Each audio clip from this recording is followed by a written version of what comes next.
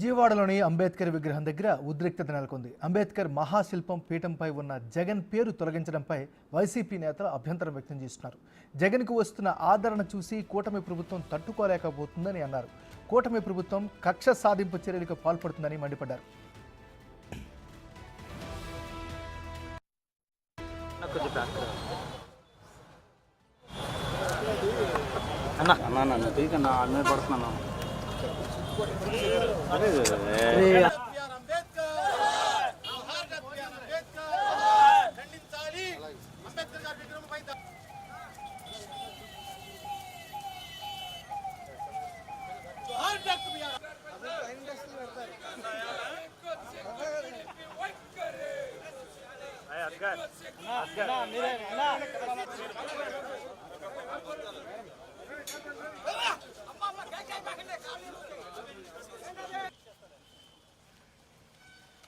ప్రపంచం నుంచి ఈరోజు వచ్చి ప్రజానీకం వచ్చి అంబేద్కర్ గారి విగ్రహాన్ని ప్రతిమను ఈ ప్రాంతాన్ని సందర్శించి వెళ్తున్నటువంటి పరిస్థితి కూడా చూస్తూ ఉన్నాం.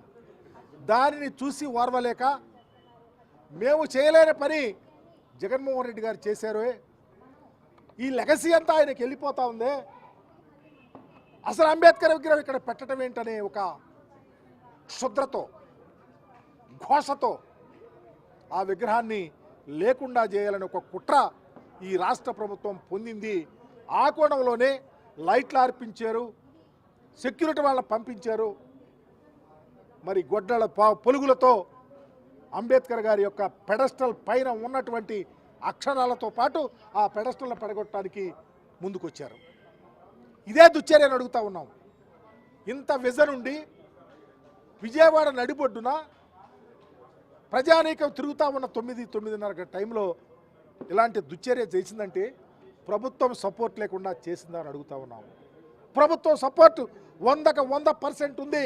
ఇది ప్రభుత్వ పెద్దలకు తెలిసే చేశారని కూడా అడుగుతూ ఉన్నాము. దానికి బాధ్యులు వారేనని తెలియపరుస్తూ ఉన్నాము. అందుకే వారి మీద చర్య తీసుకోమని కూడా డిమాండ్ చేస్తూ ఉన్నాము. మాకు ఈ రాష్ట్ర ప్రభుత్వం మీద నమ్మకం కూడా లేదు, ఈ రాష్ట్ర ప్రభుత్వం చేయించిందని కూడా చెప్తా ఉన్నాము.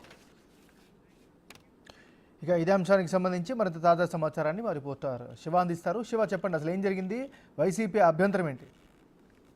మొత్తమే చూసుకుంటే కనుక విజయవాడ నడిబొడ్డున 160 అడుగుల విగ్రహాన్ని గతంలో వైసీపీ ప్రభుత్వం ఏర్పాటు చేసింది.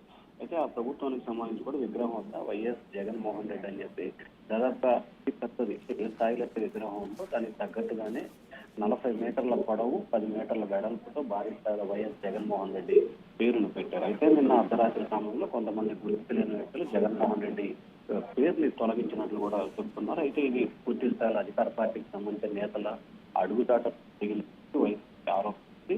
అయితే విజయవాడలో ఇంట్రెస్ట్ లేదని వస్తున్న వార్తగా కనిపిస్తాం. Thank you Shiva.